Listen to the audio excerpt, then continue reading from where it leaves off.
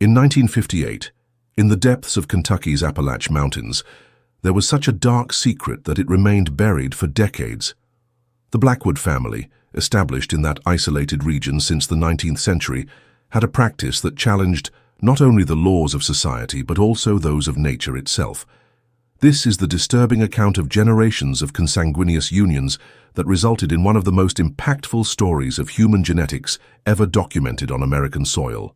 The Blackwood lived on a 40-acre remote property, surrounded by dense vegetation and protected by steep escarpment that made access almost impossible for strangers. The family had developed an self-sufficient system, cultivating their own food and rarely coming down to the neighboring city of Pine Creek, a community of only 800 inhabitants at the time. Sarah Jenkins, now 89 and one of the last living witnesses of events, describes what many in the region suspected. They came to the city maybe twice a year to buy what they couldn't produce. Always the same man, Augustus Blackwood, with suspicious eyes and pale skin. He never had the family. The history of the Blackwood officially begins in the records with Jeremiah Blackwood, which arrived in that region in 1871, fleeing legal problems in Virginia. The documents of the time show that he was accompanied only from his sister cousin, who would later become his wife, and together they established what would become a dynasty, isolated by their own choice. At that time, the marriage between cousins was not uncommon, especially in remote regions, explains Dr. Martin Calloway, a geneticist at Kentucky University who extended the Blackwood case. The problem arises when this pattern repeats for generations, exponentially increasing the risk of recessive genetic conditions manifest. And that's exactly what happened to the Blackwood. For almost 90 years, the family maintained a closed lineage, with weddings occurring exclusively among close relatives. Brothers with sisters, parents with daughters, uncles with nieces, a web of relationships that created a progressively committed genetic code. In 1958, when the story came to light, the family was in the 5th generation of consanguineous unions. The patriarch was Augustus Blackwood, great-grandson of Jeremiah, who kept under control a property that housed 27 people, all related to Complex and Nearby Way. The revelation of what was happening on the Blackwood property occurred when a severe storm hit the region in March 1958. A flood destroyed part of the isolated road that led to the property, forcing Augustus to seek medical help from the family members who had been injured during the storm. Dr. William Carter, then Pine Creek's only doctor, was called to accompany Augustus back to the property. What he found there would forever change his perception of human capacity for isolation and the biological consequences of consanguineous unions. "I will never forget that day," Carter wrote in his diary, recovered only in 1982 after his death. The main house was large but decaying. There were other small buildings scattered throughout the property. Augustus took me to a converted barn, where I found a young man of about 25 years with a broken leg. But that is not what crashed me. It was his appearance, protruding, significantly retreated jaw, cast fingers, and evident cognitive difficulty. While treating the injury, Dr. Carter noticed sounds coming from the barn upstairs. Augustus tried to dissuade him to investigate, but the doctor insisted, claiming to check if there were other injuries. What he found on the second floor was described by him as a vision that will haunt me until my last days.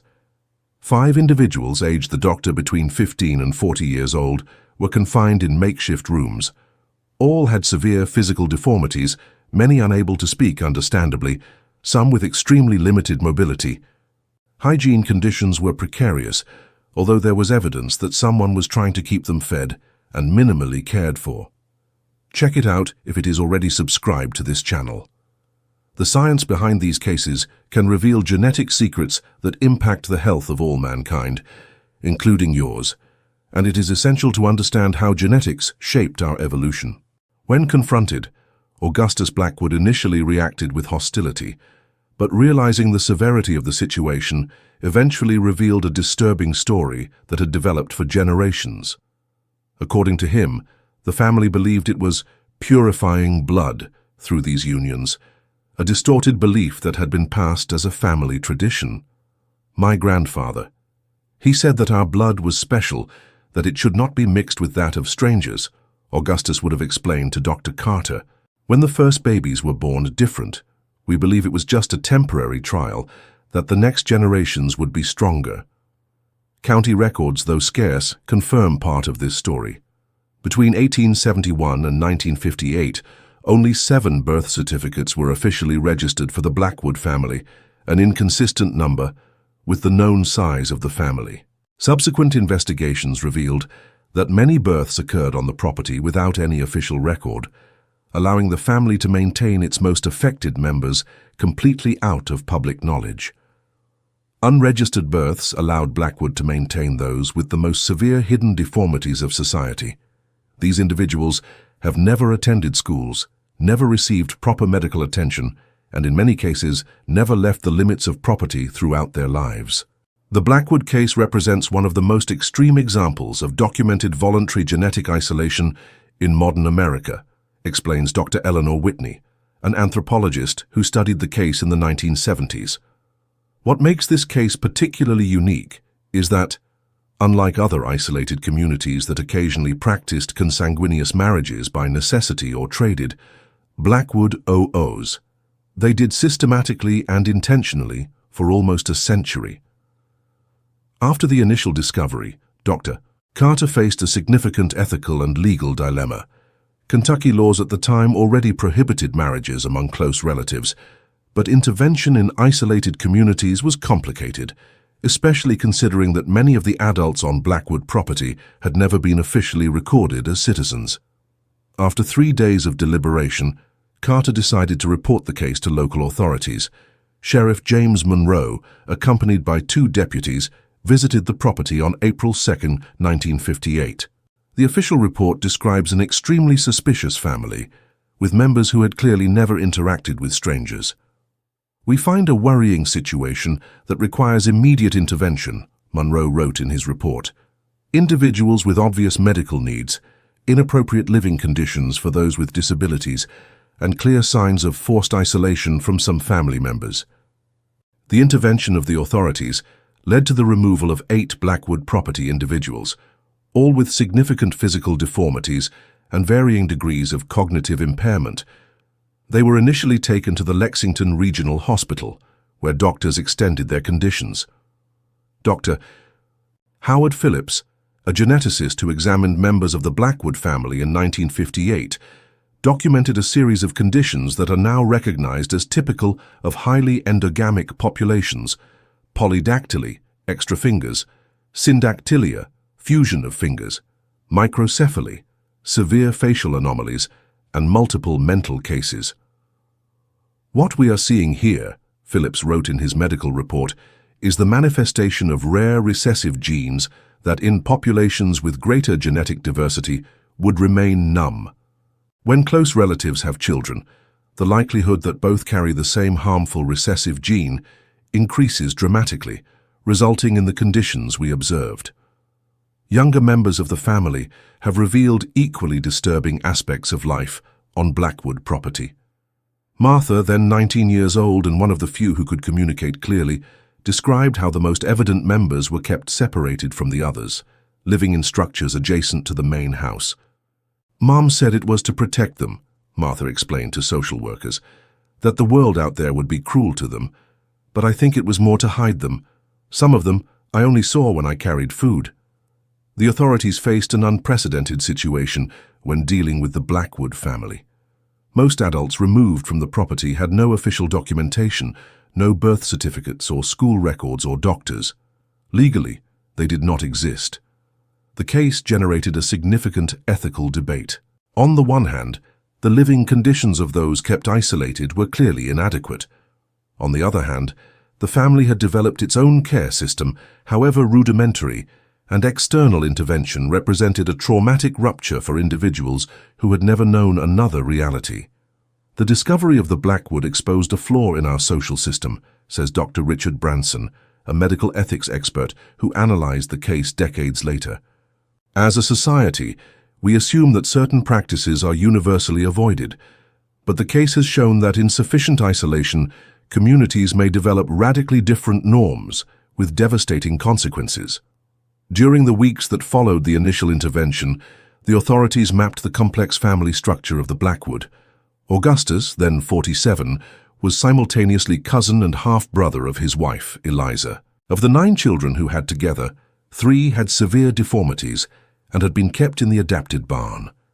The investigation revealed that this practice of separation had begun 2 generations before, when the first obvious signs of genetic problems began to appear.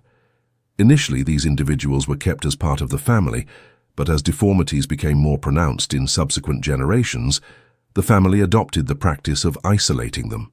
Robert Blackwood, Augustus' cousin and one of the few members of the family that occasionally left the property to work seasonally on neighboring farms, provided a disturbing witness.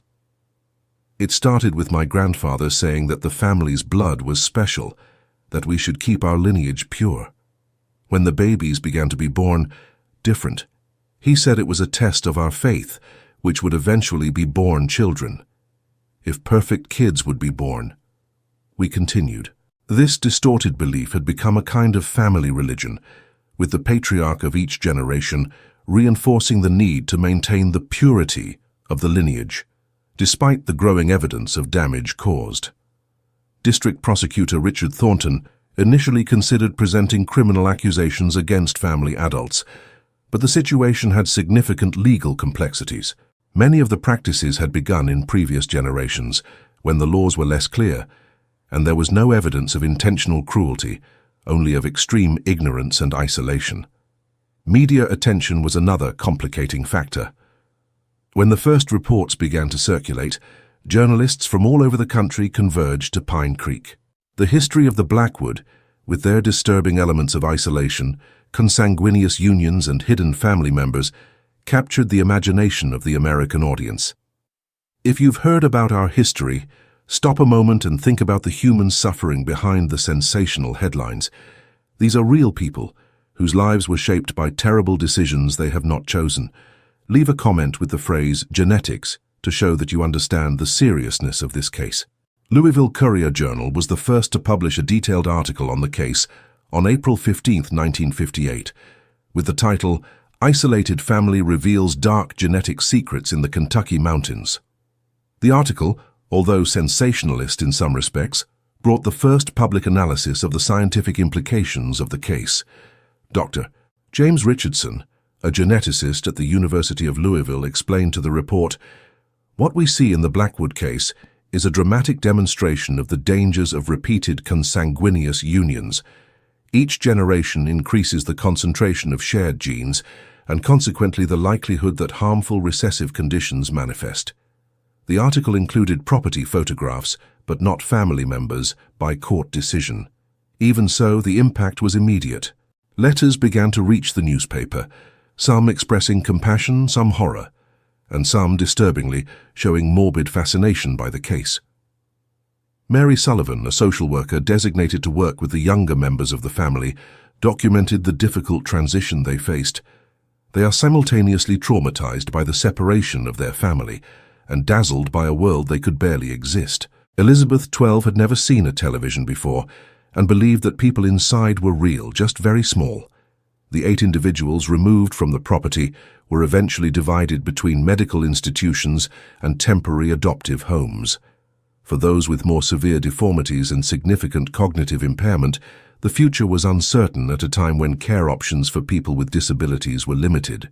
The Blackwood case has caused significant changes in social assistance and surveillance policies in Kentucky isolated communities.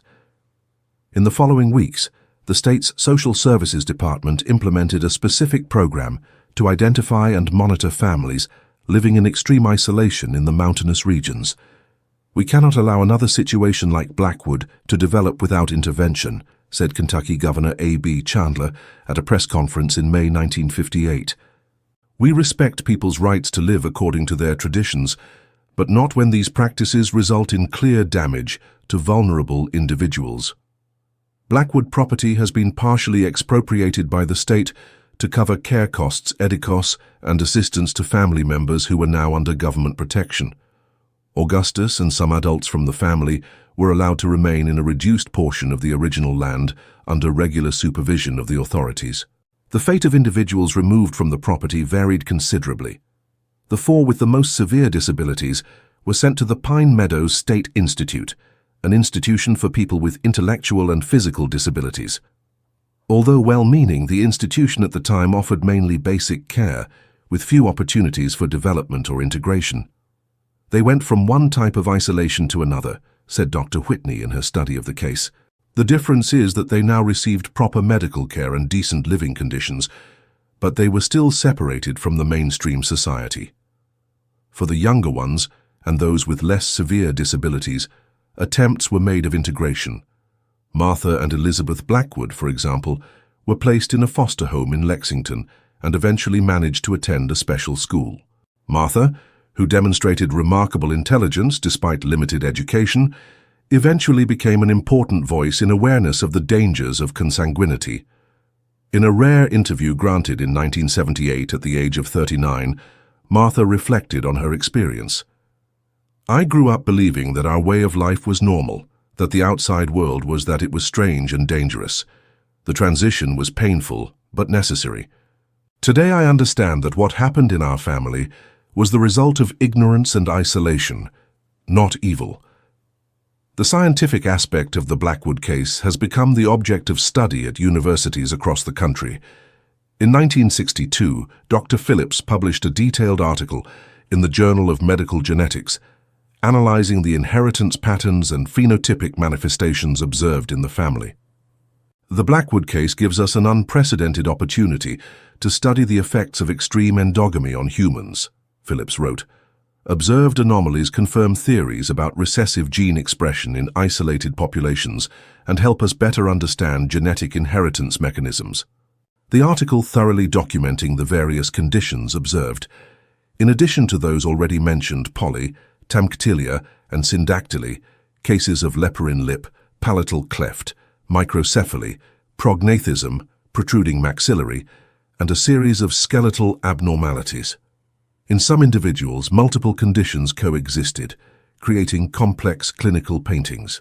Blood analyses performed, using the techniques available at the time, confirmed the high degree of consanguinity, with serum protein patterns showing significantly larger homozygotes than the general population, a clear marker of endogamy. A particularly disturbing aspect of the case was the evidence that deformities had become progressively more severe over the generations. Recovered photographs of the property, showing members of different generations of the family, revealed a clear pattern of worsening physical anomalies. "What we are watching," Dr. Calloway explained in a 1965 genetics symposium, "is the cumulative effect of endogamic depression, the reduction of biological aptitude due to increased homozygousness. Each generation of consanguineous marriages increased the likelihood that harmful alleles manifest in homozygosis." The case also caused significant ethical discussions in the medical community. While some researchers saw Blackwood primarily as an object of scientific study, others emphasized the human dimension of tragedy and questioned whether intervention could have occurred before. "There were signs," said Dr. Carter in his statement. "People in the city suspected that something was wrong with that family for decades, but respected their isolation by tradition.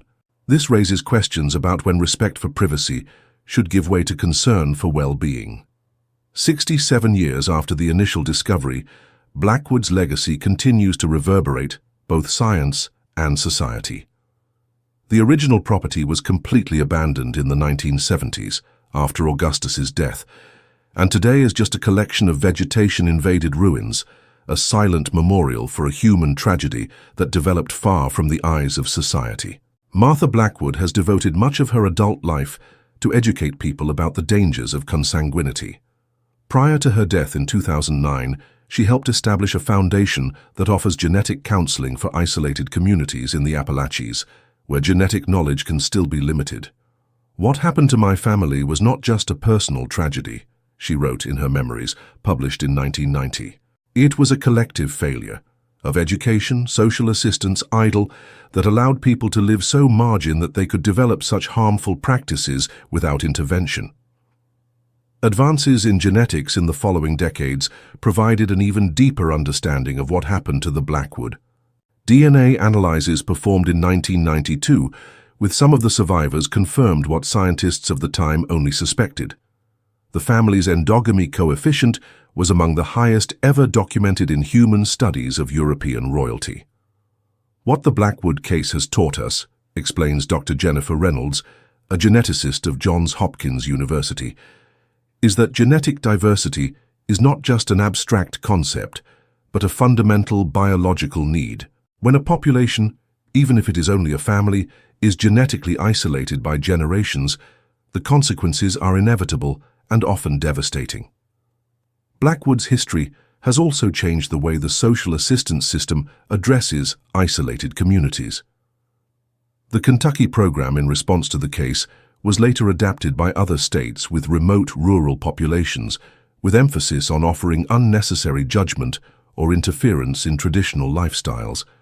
The challenge, explains Robert Thompson, current director of Kentucky's Department of Social Services, is finding the balance between respecting communities' autonomy and ensuring that harmful practices do not occur in isolation.